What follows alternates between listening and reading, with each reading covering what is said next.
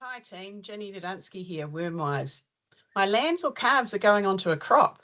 Should I drench them first and then what?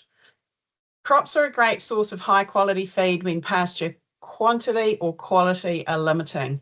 They're also a really good way of reducing worm challenge to our vulnerable young stock while they're growing in size and developing their own immunity to worms.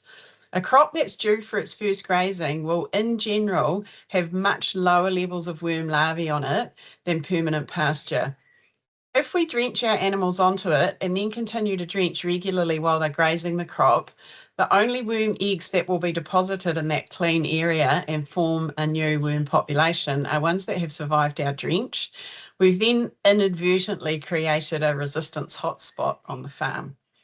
For short-term crops, though, like brassicas that are going to be grazed out to open ground and then resown in another forage or grass, this probably isn't too much of an issue. Few resistant worm larvae are likely to survive that process. So drenching lambs or calves onto this type of short-term crop is easy advice, and you're not likely to create a problem by doing this. Though if you're using a runoff paddock to transition young animals onto the crop, or there's significant grass throughout the crop or around the edges of the crop, what you'll find is that their intake in the first few days, you've all probably seen, is often mainly grass while they transition onto that new forage. And with the grass comes worms. So in these cases, it could be better to do your drench a few days to a week after introduction to the crop.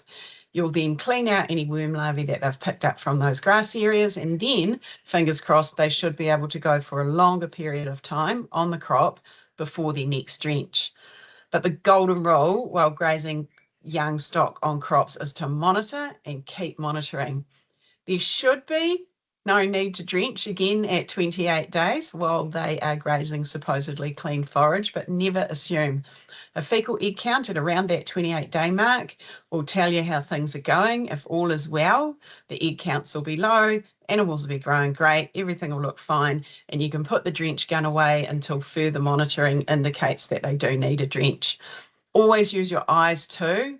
Never interpret fecal egg counts without knowing how the stock are looking, how they're doing, how they're behaving, what their grazing's like, everything else that you can put into that decision.